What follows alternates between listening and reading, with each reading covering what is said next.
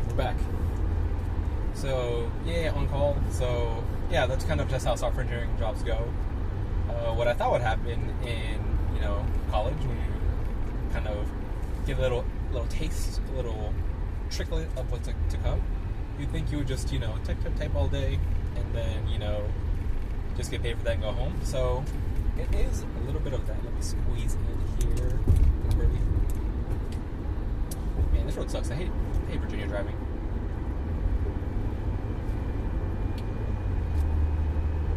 You guys want to see the guy in front of me was going to merge? He did not. So yeah, I should probably cut most of this out of the video, but I'm not going to because it's annoying.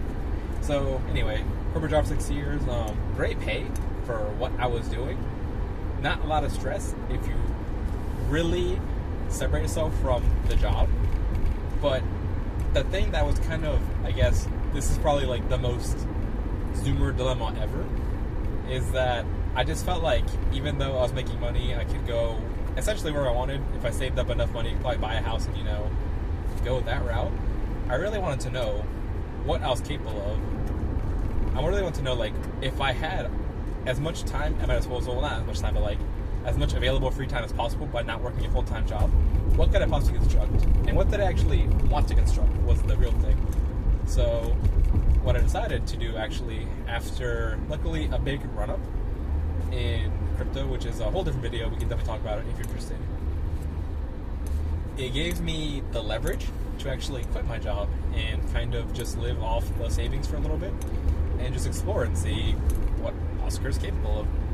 So April 2024 of this year, I quit my job, 6 years, on good terms, thankfully. Did not get, a bad rating, did not burn any bridges. I just quit because I wanted to try something else, and then we have at it.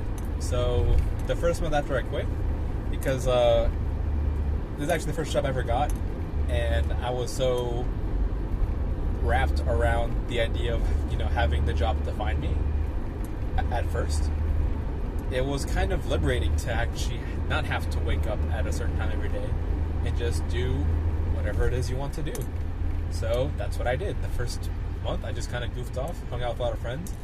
I actually, coincidentally, there was an eclipse happening across across Northern America, and I got the chance to go with 2 other friends and go on a road trip to Ohio, and actually see the eclipse as close as possible from the United States view perspective. And it was, to say that traveling around 16 hours to go see an eclipse was it worth it? I don't really know, but just having the time to hang out with some friends and just shoot the shit, just talk about whatever, just have a really nice bonding experience, I think that's priceless, and that trip will probably stay with me for the rest of my life. So, and I only afforded the chance to do that because I got a chance to quit. So that's great. Happy about that. So then, in my exploration, I actually also had a mini arc. I went to El Salvador for the duration of May, and I wanted to go because I grew up here in the United States, and I wanted to see if I had what it takes to just actually, remove the discomforts of living in this, very nice first world country and going to somewhere where they have a little bit less conveniences. And honestly, like, where I lived, even my cousins in El Salvador that live out in the sticks, we're living pretty well. Only like a select few people that I don't personally know or related to, but my family know about, live really out in the cut with basically not even the most readily available conveniences at your disposal. Like, running water not available, electricity not available. That's like a very almost rare thing in El Salvador. The country's so small, most of it is actually, I would say, decently developed. I would even chance to say it's probably a second world country if we're still labeling things for second, third world countries. So it wasn't that bad. My biggest fumble of that month is before I actually went to El Salvador, one of my younger cousins who lives in Virginia with me, because this is like a whole other story I'd love to talk about at like another time. But I have a lot of family that lives in Virginia because they all kind of migrated from El Salvador to Virginia. And one of my cousins came over to hang out, and we played Fortnite for the first time. I played Fortnite for the first time in like years, and I'd love to talk about the Fortnite arc in person. But basically, like, he got me back to playing Fortnite. So obviously spent the whole month in El Salvador. What I should have been doing was the place I was staying in was in the middle of the capital of El Salvador. It was like a quick bus ride away from quite literally downtown El Salvador, which connects to every other part of the main city. So what I should have been doing was actually spending every day going someplace new, exploring like the local, places, meeting new people, seeing what they're up to, like having places to hang out with when my friends from the United States come to visit El Salvador. What ended up happening was I just played Fortnite for the whole month. Was it regrettable? I'd say so. But did it kind of help me get out of my system? I'd say so as well. And I get a chance to spend a lot of quality time with family, especially my aunt, who's actually my godmother, through Catholic binding rituals. We call that confirmation for you C-heads out there, Catholic heads out there, J-heads, Jesus heads. I have no idea what this vlog's about. Yeah, so essentially spent a month goofing off in April, just hanging out with a lot of friends, saw the eclipse. Spent the month goofing off in El Salvador, playing Fortnite, but also hanging out with family. And also I got to travel to a couple of places as well, so that's actually pretty nice. And I have those videos. So I was there. So then this part, June, July, is a little bit interesting.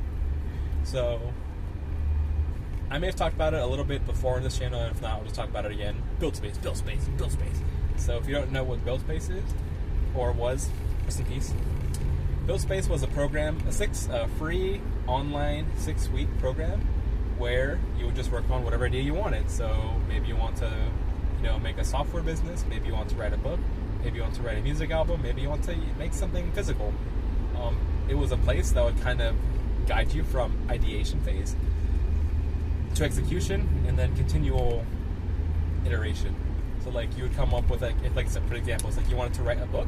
How about the first week you come up with the idea for the book? The second week you just write like a paragraph, and then you share it with the world. You try and find the people who you think your thing that you're building resonate with, and just keep at it kind of thing. It's supposed to be a 6-week program, and 6 weeks seems like a very short time to iterate on an idea. But what's just fascinating to me is that a lot of people started this program online because it's an online program, and worldwide there's no like time sync or anything. So over 20,000 people started on this journey, and even after just the first week, more than half of people dropped off because I don't know why. Could be culture, could be like actual life obligations, could be XYZ. But some people couldn't even come with an idea that they wanted to submit for the 6 weeks, and then half of that half. So we started at 20K. We're now down to like maybe 5K. Actually made the first version of their idea and submitted it for week 2. So this program is very special to me. They ran this program over the course of, they call it seasons. So this was like their 5th season, and unbeknownst to everyone, the final season. And every time I joined this program, I went through 6 weeks, but the first 4 seasons, well, I guess 3 because I started season 2 because I got rejected from season 1, which is a whole different thing. But essentially, I was trying to figure out what I wanted to do in the VR space. So on season 2, I made like VR NFT that you could see rendered, which was so bad. It was such a bad idea. If you don't know what NFTs are, keep it that way. You don't want to know. The third time, I was trying to make a platform to generate VR stories, which I think is like still a very solid idea, but it's really hard to do if you've not actually made a VR experience before. So that was season 3. For season 4, I was trying to make the story first, and then abstract away the parts that could be reused, and then make that back into the platform idea that I had for season 3. Which I actually made the prologue for a story that I was working on called The Grand Challenge, which is I'll talk about it in a different video, but it's basically like a story I was working on in my head that I want to release. So that was season 4. And then season 5 was I basically whittled down everything, so I basically just focused on the story, and that was really it. And I actually got a chance to release the first 9 chapters once per week during season 5 of Buildspace, and then a little bit after that. So that was the main hustle focus of June and July, and I think I just a lot of goofing off. And the thing that I didn't realize that's really hard to do if you want to actually get something done is just being consistent. So I was consistent even if I didn't want to be with my corporate job because it required me to clock in every day, at 9, and then finish whatever tasks I had, and then log out around 5. Because no one was over my shoulder telling me I had to wake up to a meeting. No one was giving me deadlines I had to meet that were, reachable or not reachable. I just did whatever, which isn't necessarily bad. Like, exploring is always nice, especially in the moments you're trying to figure out the next step. But in that exploring, at the end of July, which is when the Build Space season ended, I was just trying to figure out what I really wanted to do and what I was kind of like lacking to kind of get to. What the whoa, buddy! So I just zoomed out of nowhere. Whew. All right. So I think the thing I was lacking was consistency. So when I realized that I was lacking that, I started to make a schedule for myself. So go to sleep at a normal time, wake up at a normal time, and just kind of work that 9 to 5. It actually took a little bit longer to get going because I'm actually approaching 30, and because I took such terrible care of my body through working and focusing solely on my corporate job, everything's falling apart. Like, I have this constant headache that I think is from not sleeping consistently. This wrist, I think, has a thing called de Quervain's. So whenever I bend it, it like hurts, which sucks. And just recently, in my arc of being unemployed or self-employed, whatever, fun-employed, whatever you want to call it, I picked up longboarding and skateboarding, and because I thought I was so good at skateboarding, I actually was riding. I was moving at the slowest pace possible, and then I kind of balanced incorrectly on the backside of my board, and then I fell on my left butt cheek. And my butt cheek's fine, thankfully. But because I weigh around 300 pounds, give or take 100 pounds, like, that actually hurt so bad to the point that my spine started to hurt.